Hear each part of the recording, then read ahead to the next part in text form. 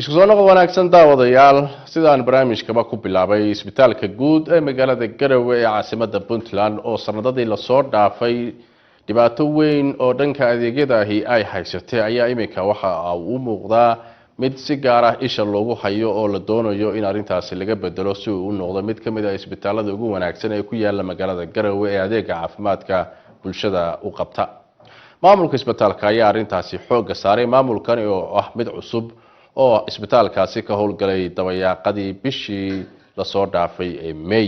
wariyahana Cabdiqani Fantastic ayaa warbixintan soo socota ku eegaya qorshayaasha isbedelka weyn loogu sameynayo isbitaalka guud ee magaalada Garowe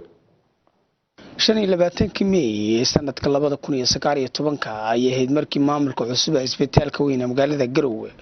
ay xilkii kala wareegeen maamulkii hore waxaana jirtay talaabooyin hordhac u ah wax ka bedelka shaqada isbitaalka oo ay la yimaadeen maamulka cusub Dr. Maxamuud Cabdirashiid Nuur oo agaasima ku-xigeenka isbitaalka ayaa sharaxaya ballanqaadkii iyo wixii uga qabsoomay markii xilka la wareegeen markii aanu nimi waxaanu samaysanay balaan ama qorshayaal 3 bilood oo soo socda aan higsanayno waxa koow ka ahaa inaan reform ku sameeyno shaqaalaha isbitaalka laba waxa ka ahaa tayeynta shaqaalaha isbitaalka iyo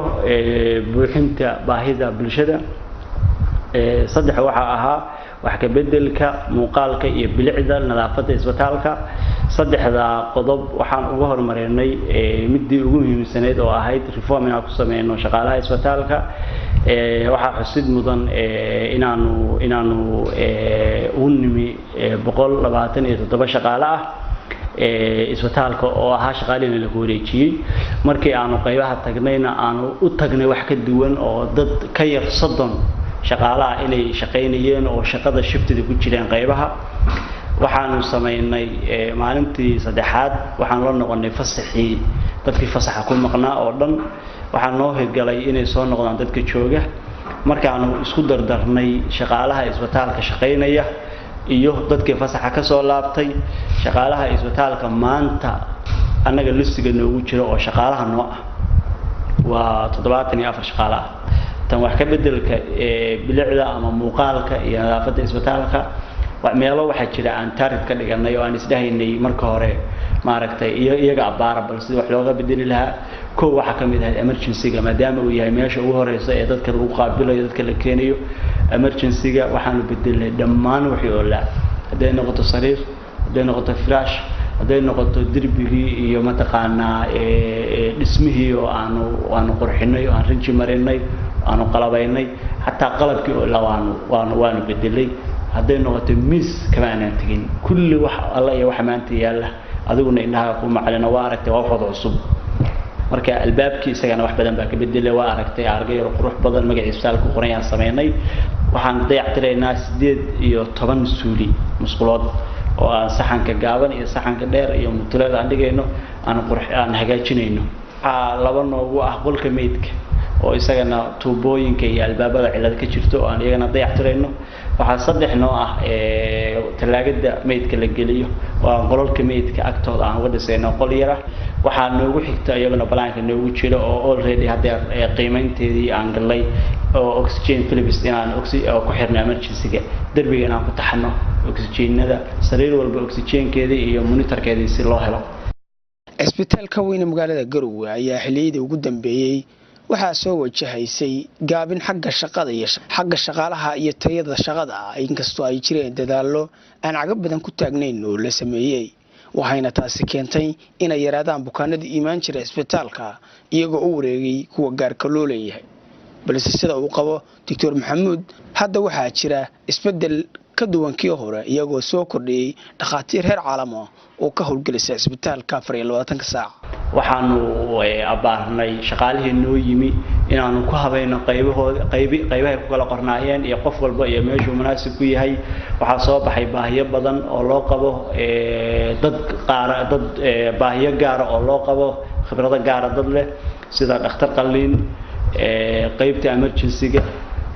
qaybta maternity-ga haweenka kuwaas oo dhan waxba ka bedelay waxaanu ku soo darnay oo ku soo saacidinay anagoo buuxinayna baahida isbitaalka iyo haqabtirayna baahida bulshada dhakhtar qalliin oo 24 saac isbitaalka heegan ku ah oo shaqeynaya oo jooga isbitaalkana dhex degan case walba oo dhaca ilaa hadda 20 case ka badan oo dhaawacay ahaa kuwa gunshots ahaa kuwa stab wounds ahaa oo mataqaanaa tooriye iyo xabado iyo shilal iyo ku xaliyay oo dadka bulshadu marxaati ay ka tahay isbitaalka dhex degan xil walba oo case la keeno qof dhaawac la keeno waa isbitaalka dhex degan yahay uu soo kacaya uu xalinaya awtiidin isaga mas'uulka ah qaybta emergency-ga iyadana wax badan baa shaqaalaheeda ka bedelay qaybta maternity-ga shaqaalaheeda wax badan baa ka bedelay maadaama ay yihiin qaybaha nugul oo markasta maaragtay iyadoo qayladu ka taagan tahay dadka imaanaya maadaama ay yihiin dad xanuunsan dad xanuun hayo oo ah dadka nugul oo laga faa'iideysan karo qaybahaas oo dhan waxa ka bedelay tan shaqaalaha أول إسبتال هو حوها صدق شفتي لكن صدق ذا شفتي مركز لجرب حلقة شفتي الصباح دي أنت كده واحد جو جري نيرسن يوم بلسوي أنت تساسا لخاطر تهال شفتي إسبتال خير ولا هاي قفل بنووية مخاطر وكي هاي وحفل يا حلينات مع الدين إسبتال كيدين كلفت جينو يدينكو وما ركتي برنامج شكل وسعله أفر إلى بعدين كساعة صدق ذا شفتي لخاطر توقع الإسبتال هدير maamulka cusub ee isbitaalka oo badan dhalinyaro ayaa gogol xaar ugu jira sidoo kale inay isbitaalka ka soo kordhiyaan dhakhaatiir iyo sidoo kale adeegyo kala gedisan oo dheeri si meesha looga saaro baahiyihii iyo caqabadii ka taagnaa dhanka bulshada isla markaana ay bulshadu tabaysay waa su'aal fiican waxaan fiksanaynaa qorshe fiican in isbitaal Garowe noqdo isbitaal bulshada baahideeda dhameystira qofka gobolka Nugaal ku nool qof kasta oo gobolka Nugaal ku nool haddii uu baahdo dhakhtar ama isbitaal waxaan rajaynaynaa inuu isbitaal dama aadin isbitaal kale inuu saniyeysan ee uu yimaado isbitaal Garowe oo qorshaha noogu fiican higsiga noo ah waxaanu diyaarinay hadda oo qorshadeeda ugu jira inaanu diyaarino dhakhaatiirta muhiimka ah sida dhakhtarka nephrology-ga oo kaadimareenka dhakhtarka neerfaha dhakhtarka lafaha dhakhaatiirtaas oo dhan hadda ay qorshahan ugu jiraan inaan isbitaal keeno si dhammaan baahida isbitaalka aan dhameystirno waxa kale oo qorshahan ugu jira qalabka kaliya lagu sifeynayay baa isagana qorshahan ugu jira waqti dhow waxaas oo dhan waxaan qorsheynaynaa waqti ka yar hal sano hadday noqoto qaybta haweenka oo la galo full time oo 24 saac dhakhtar joogo hadday noqoto emergency-ga hadday noqoto qaybta qalliinka oo dhakhtarkii ajnabiga ah iyo dhakhtar la shaqeeya 24 saac diyaar yihiin